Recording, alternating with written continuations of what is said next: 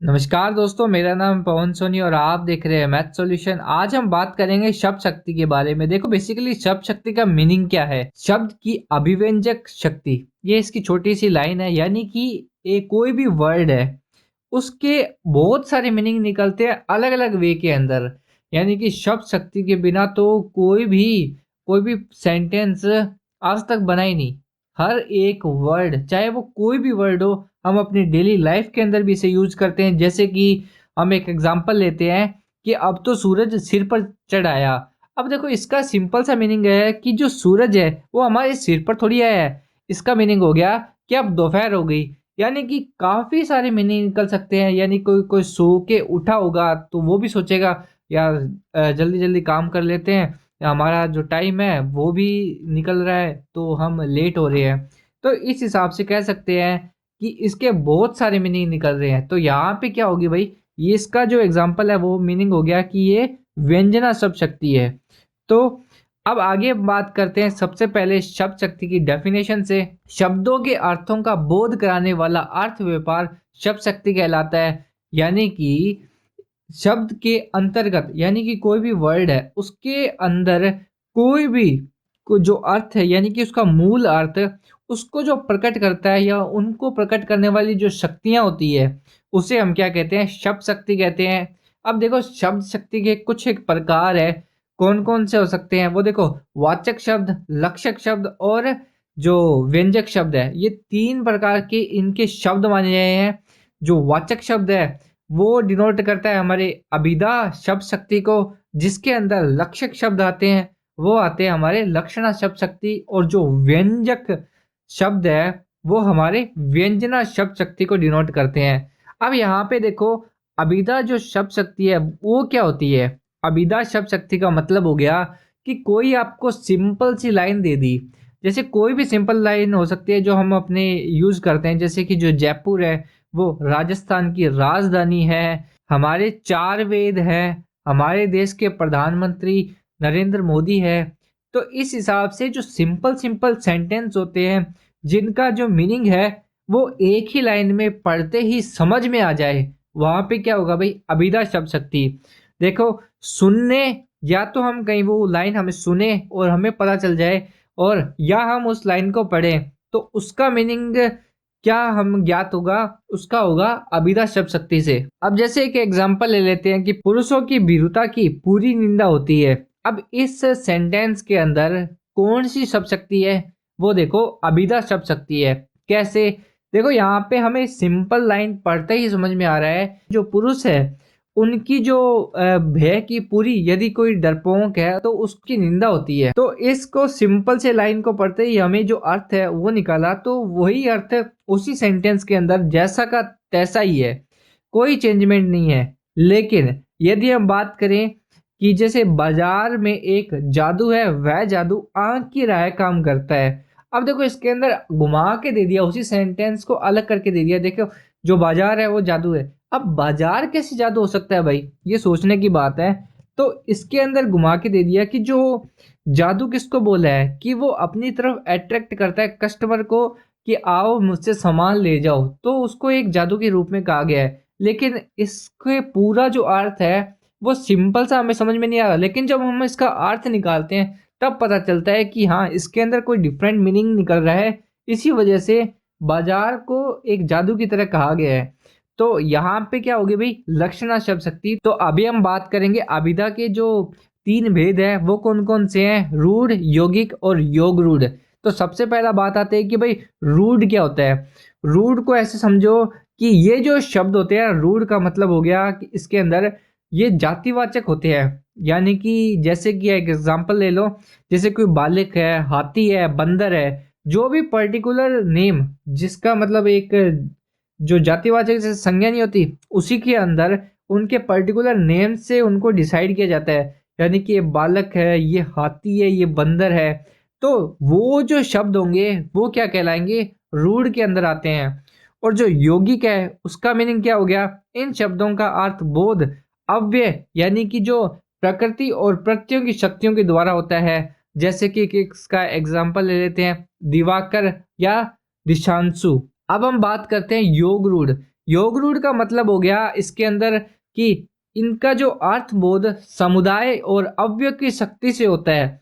कैसे? देखो कि जो एक वर्ड है जलज, अब यहाँ पे जलज ये या दूसरा कोई वर्ड हो गया जैसे वारिज, तो यहाँ पे जो जलज है इसको डिफरेंट मीनिंग करके देखें, जल प्लस जय, तो इसका अलग मीनिंग हो गया कि भाई जो जल में रहता है। लेकिन जो योग रूढ़ इसका क्या होगा, केवल कमल, जिसको जलज बोलते हैं वो कमल होता है बेसिकली। लेकिन जल प्लस जय करे तो जो जल में रहने वाला जीव है उसके बारे में कहा गया है, तो ये क्या होते हैं, ये योग रूढ़ कहलाते हैं। अब आगे बात आती है कि भाई लक्षणा शब्द शक्ति किसे कहते हैं। देखो इसको इस तरीके से समझो कि जहां मुख्य अर्थ में बाधा उत्पन्न होने पर रूढ़ि और या प्रयोजन के आधार पर मुख्य अर्थ से संबंधित अन्य अर्थ निकले। यानी कि जो अभिधा था ना, उसके अंदर क्या होता था कि हम सिंपल सी जो लाइन पढ़ी, जो लाइन है वही उसका अर्थ निकल रहा है। लेकिन यहाँ पे क्या होगा कि सेंटेंस कुछ लिखा हुआ है लेकिन जब उसका अर्थ निकालते हैं तो वो कुछ और निकल रहा है। जैसे कि इसका एक एग्जांपल ले लेते हैं, कविता तो एकदम गाय है। अब यहाँ पे जो कविता है वो क्या है, एक पर्सन है, तो वो गाय तो नहीं हो सकती। तो जो गाय है वो एक किसके संदर्भ में लिया गया है, वो है भोलेपन के कारण, यानी कि वो इतनी भोली है या मासूम है, तो सीधा साधा जोपन होता है उसके बारे में। तो यहाँ पे कविता तो एकदम शुद्धि है, तो इसका मतलब हो गया कि भाई यहाँ पे अभिधा आएगा, लेकिन यहाँ पे घुमा के सेंटेंस दे दिया तो कविता तो एकदम गाय है। तो इसीलिए यहाँ पे क्या होगा कि जो सामने दिख रहा है, हम सुन रहे हैं या पढ़ रहे हैं उस सेंटेंस को, तो सीधे हम निकालें तो यार वो गाय कह रहा है, लेकिन जब हम उसका अर्थ निकालते हैं उसके संदर्भ में तो हमें लगता है कि यार ये वो सीधी सादी है। अब सेकंड सेंटेंस ले लेते हैं, जैसे कि तुम तो बड़े हरीशचंद्र हो। अब यहाँ पे हरीशचंद्र है और तुम, ये दोनों पर्सन है, लेकिन यहाँ पे क्या है ना कि तुम तो बड़े हरीशचंद्र हो। हरीशचंद्र कौन थे कि जो सत्यवादी थे, यानी कि किसके संदर्भ में लिया गया है, सत्य के प्रयोग में। जब इसका अंश निकालते हैं तो वो तो हरीशचंद्र नहीं हो सकता ना, कोई भी व्यक्ति है, तुम तो बड़े हरीशचंद्र हो। तो इसी संदर्भ में जब हम इसका अर्थ निकालते हैं तो अर्थ कुछ और निकल रहा है, हम पढ़ कुछ और रहे हैं। तो यहाँ पे जो सेंटेंस में जो शक्ति या जो पावर है वो किसकी है, लक्षणा शब्द शक्ति के अंदर आती है। क्योंकि यहाँ पे हरीशचंद्र वो कौन है, वो सत्यवादी है, इसीलिए यहाँ पे क्या होगी, लक्षणा शब्द शक्ति। अब हम बात करते हैं इसके भेद के बारे में।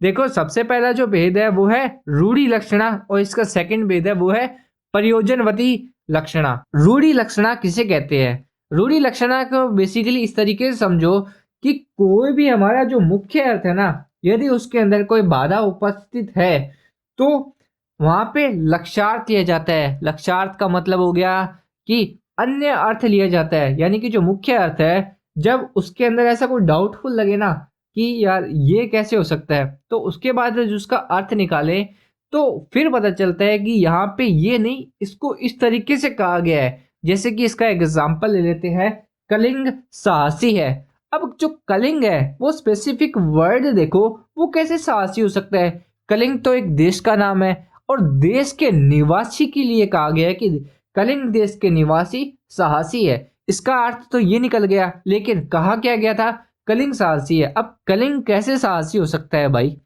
अब आगे देखो प्रयोजनवंती लक्षणा, इसका मीनिंग क्या होता है कि यहाँ पे जो मुख्य अर्थ है उससे संबंधित कोई दूसरा अन्य अर्थ निकले, वहां पे क्या होती है, प्रयोजनवंती लक्षणा।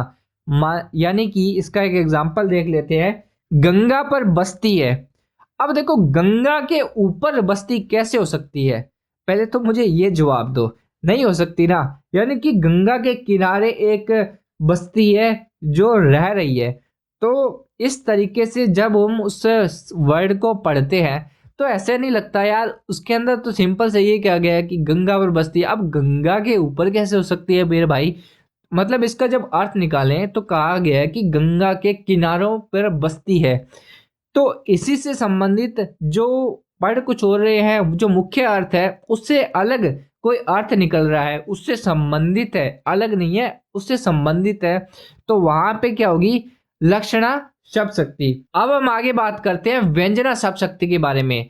देखो, व्यंजना शब्द शक्ति को इस तरीके से समझो जिसमें अभिधा भी ना हो और जिसमें लक्षणा भी ना हो, यानी कि जिसमें जो मुख्य अर्थ है वो भी ना मिले और जो लक्षार्थ वाचक होते हैं यानी कि जो लक्षार्थ होते हैं वो भी ना मिले। इन दोनों से हटके कुछ अलग निकले वर्ड, यानी कि एक से अधिक अर्थ प्रकट हो किसी भी शब्द शक्ति के अंदर, वहां पे होती है व्यंजना शब्द शक्ति।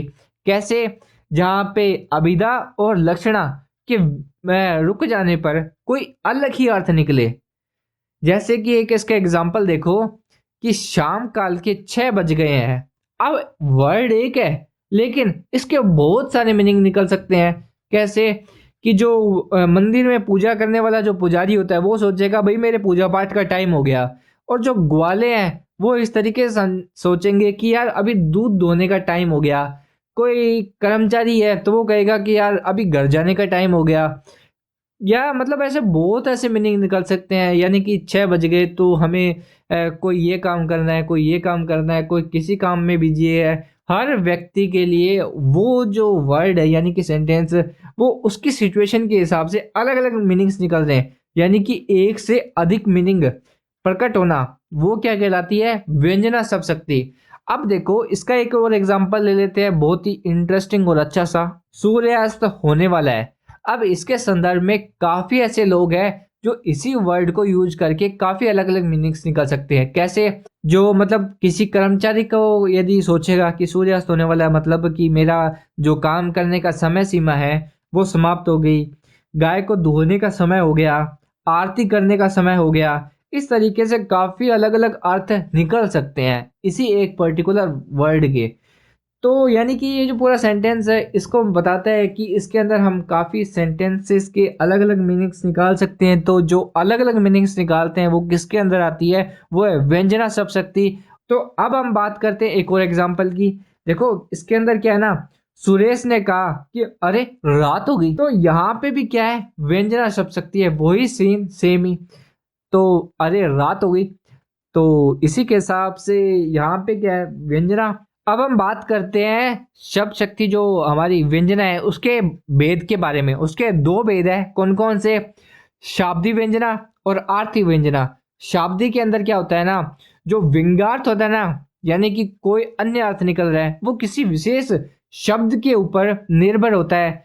और जो आर्थी व्यंजन है उसके अंदर क्या होता है, अर्थ होता है उसके ऊपर निर्भर रहता है। कौन निर्भर रहता है? व्यंग्यार्थ, यानी कि उसका जो मीनिंग निकलने वाला है वो अर्थ के ऊपर डिपेंडेंट है, और उसके अंदर कौन था, शब्द के ऊपर डिपेंडेंट है। अभी हम जो आर्थी व्यंजन है उसका एक एग्जाम्पल के बारे में बात करते हैं। सागर 3 मीन तरफ है, हुलसी होत जल पीन। यहाँ पे क्या है ना, ये एक पर्टिकुलर दोहा है। इसके अंदर कहा क्या गया है कि कृष्ण के पास होते हुए भी जो गोपियां हैं वो वंचित है। इसका जो अर्थ है वो तो ये निकल रहा है, लेकिन इसके अंदर कहा क्या गया, जो शब्द है वो देखो, सागर मतलब चारों तरफ है, और हुलसी होत जल पीन, मतलब जो तुलसीदास जी है वो कहते हैं कि यार मुझे जल पीना है लेकिन मैं आज भी उससे पी नहीं पा रहा। इसका शब्द का तो ये मीनिंग हो गया, लेकिन जब हम इसका अर्थ निकालते हैं तो क्या है, श्री कृष्ण के पास होते हुए भी जो गोपियां है ना वो उनके प्रेम से वंचित है। इसका अर्थ तो ये निकल गया। शब्द क्या था, सागर 3 मीन फरत है, हुलसी होत जल पीन। इसका शब्द कुछ और लिखा हुआ है, अर्थ कुछ और लिखा हुआ है। तो यहाँ पे क्या है, हमारे व्यंजना शब्द शक्ति। और हाँ, यहाँ तक आपने यदि पूरी मेरी वीडियो देखी है तो इसे लाइक कीजिए इस वीडियो को, और अभी तक इस चैनल को सब्सक्राइब नहीं किया तो सब्सक्राइब कीजिए। और बस सब्सक्राइब करके उत्साह बढ़ाइए, लाइक कीजिए। टारगेट रखते हैं इस वीडियो पे 5000 लाइक्स का।